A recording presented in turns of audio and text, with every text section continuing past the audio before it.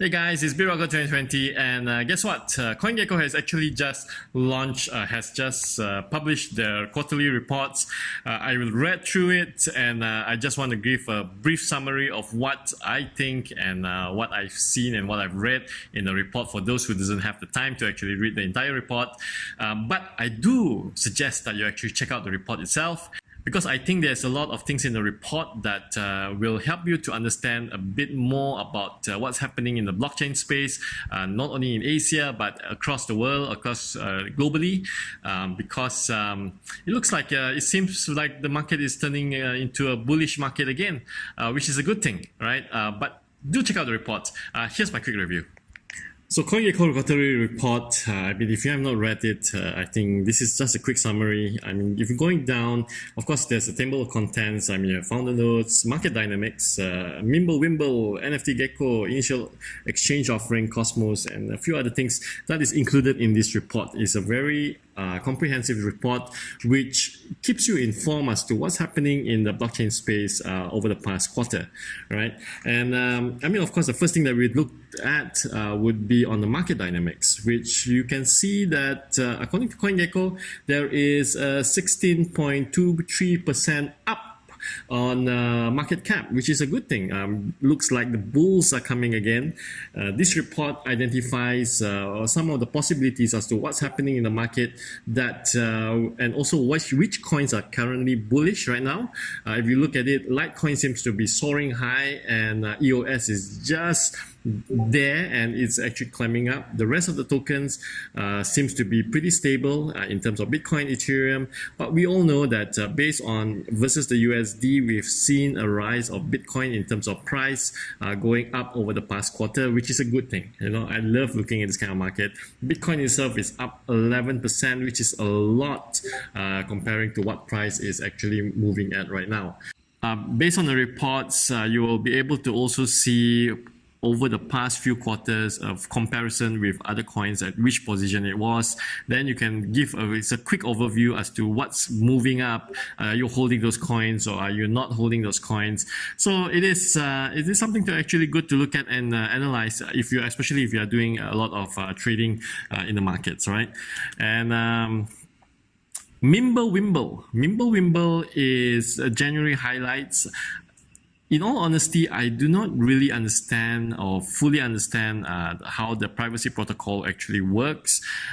This is just a report as to what's happening on the Mimblewimble, and it's an overview. I mean, if you are interested into the privacy protocol and see who's actually going to be coming up on top of the privacy protocol, this is something to actually look at and in terms of what's happening in this space. IEOs. Now, this is something which I have been looking at over the past few months. Initial exchange offering. In 2017 and in 2018, there were a lot of ICOs. The biggest difference between IEOs and ICO is that in an ICO, the project will be seeking funding from the public. All right, but sometimes these projects never even kick off, or you don't even have a minimum value proposition. Means that there's not even a product out that they are saying that, oh, I'm going to change the world with my blockchain, and they are trying to raise capital from ICOs. However, the trend within the past few months is that we see a rise of initial exchange offering instead. Means that this project have already kicked off, or some of it has already, phase one has already been done, and it's now ready to be listed on the exchange. Then the exchange itself will do its due diligence for the consumers, and then help them on board onto the exchange where it can be traded. So as a consumer, it's at least it has been validated that this project is a substantial project that most likely you might want to invest in. In comparison to ICO, you just need to do a lot of research prior to doing any investment in it, because I mean, in all honesty, I've seen so many ICO. At the end of the day, the project never kicked off, and the founders just took away the money and disappeared from the face of the earth. All right, I've seen many of those over the past years, and I think I am more inclined to invest in an IEO compared to an ICO. All right.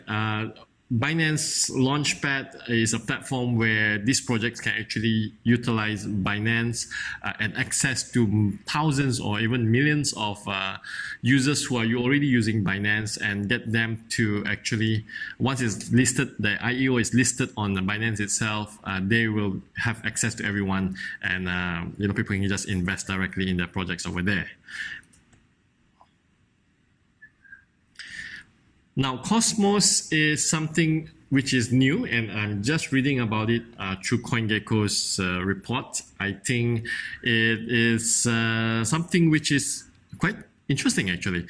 Blockchain interoperability, and meaning to say that a communication between all the blockchains, which has always, because every single blockchain is in its own silo, it doesn't talk to each other, is not able to communicate with each other. Cosmos seems to be a solution for this challenge, right? I am still researching a lot on Cosmos. By reading this article, of course, made me want to know and understand more about what Cosmos is. You should actually check out this report and read a bit more about Cosmos. But this seems to be a direction where blockchain is heading to. Being able to communicate with different blockchain is actually a fantastic thing that will help the blockchain space. In the report also, there is this thing called the Lightning Network Torch. Now, it was so funny that this also happened in Steemit, where someone Geek Girl did a social experiment where she started off with X number of Steem, and then they pass on to another person and pass on to another person, and each time that thing is being passed to another trusted person, individual, they will top up. So let's say we started with 100 Steem, the next one went with another 110 Steem, then when it's passed on, and literally is to see where it's going to fail, because there's no obligation to actually send it to the next person. I mean, there are some times where people just say, hey, why don't I just keep this, and what can you do to me, right? So this social experiment happened on the Lightning Network trust chain. Okay, and it started off with 100 Satoshis sent from one person to another person to another person. If you want to find out what happened to it, now some of the top guys in the blockchain space were also sent this Satoshi, and they passed it on. In the report, Coingecko's report, you can actually read as to what happened to that chain, to that torch, I would call it, right? And it's funny on how some people will keep it for themselves. Some people will just continue to pass it on. I mean, I guess it's really up to the individual and what they think of the social experiment. There are few people who actually took the entire thing when it reached them. So it's quite interesting. That makes me think as to what's happening to the Steem torch. I mean, who's going to actually break the chain? Yeah, it's going to be very interesting as to what's going to happen there. NFT Gecko is the first forum focused on the non-fungible tokens. Over the past few months, you've been hearing a lot of this thing called NFT. It stands for non-fungible token. Non-fungible tokens are things like CryptoKitties. I mean, if you have played CryptoKitties, these are unique kittens that you have, digital assets that you have, and how it's registered on the blockchain is this thing called non-fungible tokens, right? So there can be only one and a unique one, and it's actually good for the space where artists comes into play.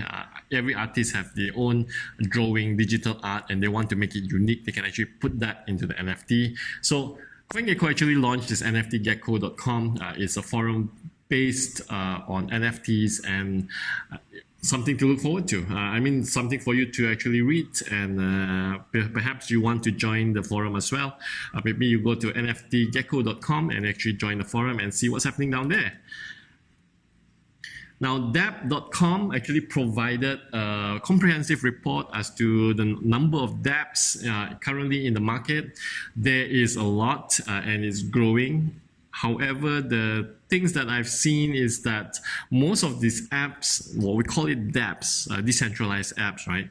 Most of these dApps is focused towards the gambling side, which I don't really enjoy, because all they want to do is take away your tokens or your hard-earned tokens. But again, maybe that's why people are actually using these dApps. I mean, to capture the market, they put a gambling app down there first. Now, there are a lot of other things that is coming up. I'm looking forward that by end of this year, there will be a lot more usable dApps, mean to say that dApps that people actually use instead of gambling or just games. I mean, games is fine. You know, you can imagine using the tokens that you have to do the transaction within the game itself. For the developer themselves, they get the funds directly and quick and without the middleman. So, you know, and like if you're a developer and you put things on the Play Store and then you charge it, Play Store gets a bit of cut. Same like Google, the Apple Store. With running a dApp, you're able to get 100% of the revenue that comes in from the game that you develop itself. So it's a good thing to have. Check out the report. It's contributed by dApp.com. It was inside Coingecko's quarterly report as well. There's a huge summary on there. It's a good breakdown to actually read as to what's happening in the application for decentralized applications anyway. Now, Ethereum ecosystem highlights. There are a few things that came out on the Ethereum ecosystem itself. That's also included in the Coingecko. I shall not go too much into it. There are some of the projects that I have actually played around with, things like Cent. Cent is an incentive-based social network. I've tried it out. It's pretty amazing. It's a very strong community. Still small at this point of time. It's still at its infant stage, but it's growing. And you should actually check it out also.